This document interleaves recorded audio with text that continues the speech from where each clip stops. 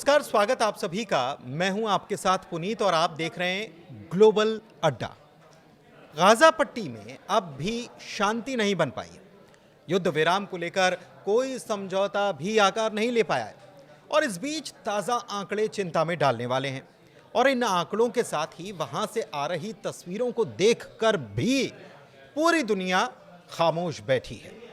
ताज़ा जानकारी जान लीजिए, फिर आगे की बात करेंगे। गजा में अब तक 70% इमारतें तबाह हो चुकी हैं। पूरे गजा की बात कर रहे हैं। यह बात गजा के मीडिया दफ्तर की तरफ से बताई गई है। गजा मीडिया ऑफिस ने इजराइल पर आरोप लगाया है कि वो गजा पट्टी से फिलिस्तीनी आबादी खाली करने की साजिश रच रहा है। ऑफिस ने कहा है कि इजरायली सेना जबरन बेदखली, बमबारी और सहायता को रोककर गजा को तबाह कर रही है। ये नरसंहार है। जीमो ने यह भी दावा किया कि गजा का 70% से ज्यादा इमारत का हिस्सा तबाह हो चुका है और 19 लाख लोग, जो कि यहाँ की कुल आबादी का 85% हिस्सा है, ये लोग बेघर हो गए हैं। तो आप समझ सकते हैं कि गजा में हालात कितने ज्यादा खराब हैं। लोगों को खाने तक को नहीं मिल रहा है। ऊपर से जो राशन बांटा जाता, एड बांटी जाती है, वहां पर भी गोलीबारी में लोगों की जान जा रही है। ऐसे में वहां के मंजर को बयां करना या समझना कोई मुश्किल काम नहीं है।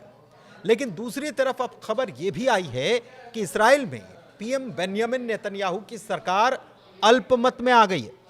गजा पर आईडीएफ की कार्रवाई को लेकर इस्राएल में वैसे भी विवाद होता रहा है, लेकिन अब खबर यह कि वहां पर मौजूद शास पार्टी ने बुधवार को यह ऐलान कर दिया कि वो सरकार से अपना समर्थन वापस ले रही है।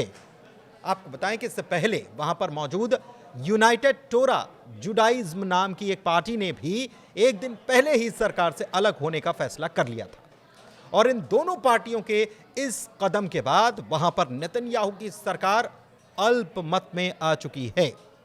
बताएं कि इस्राएल में जो निचला सदन है उसे नेसेट कहा जाता है और इसमें सांसदों की संख्या 120 है।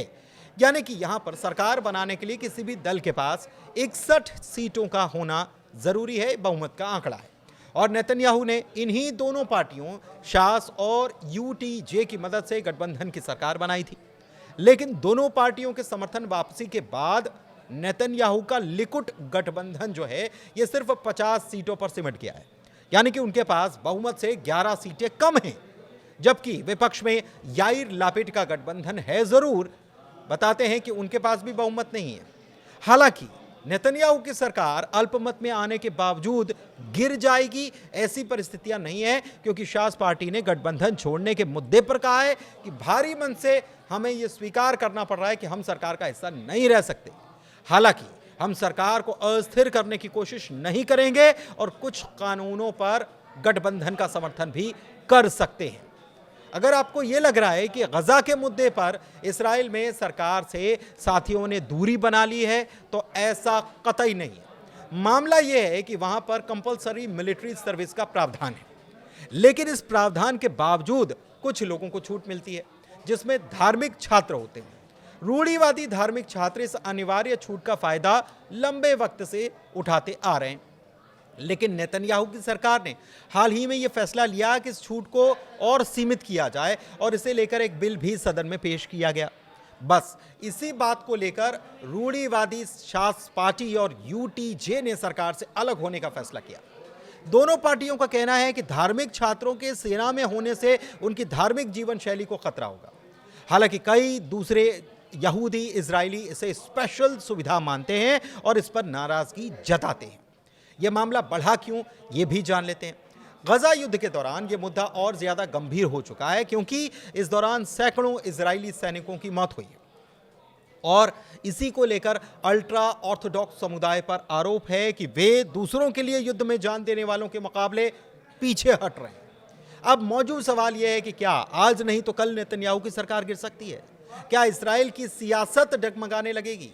तो कुछ जानकारों का मानना है कि यह गठबंधन विवाद तुरंत नेतन्याहू की सरकार तो नहीं गिराएगा, लेकिन यह तय है कि इससे इस्राएल की राजनीति में अस्थिरता जरूर बढ़ेगी, और वो भी तब जब गजा में युद्ध विराम और लेबनान और सीरिया में चल रहे संघर्ष को लेकर नेता आपस में टकरा रहे। बताएं कि अब तक युद्ध में 800 इजरायली सैनिकों ने अपनी जान गंवाई है, इससे भी ज्यादा, जबकि गजा में 58,000 से ज्यादा लोगों की जान गई है, जिसमें महिलाएं और छोटे बच्चे तक शामिल हैं। गजा के स्वास्थ्य मंत्रालय के मुताबिक अक्टूबर 2023 में शुरू हुए युद्ध के बाद से इस्राएली हमलों में गजा के 58,573 लोग मारे जा चुके हैं और 1,39,607 अन्य लोग घायल हुए। दरअसल इस्राएल और हमास के बीच युद्ध को जल्द ही 3 साल पूरे होंगे, लेकिन कुछ दिनों के युद्ध विराम के बाद यहां पर फिर से हमले जारी हैं और नेतन्याहू रुकने के लिए तैयार नहीं। धन्यवाद।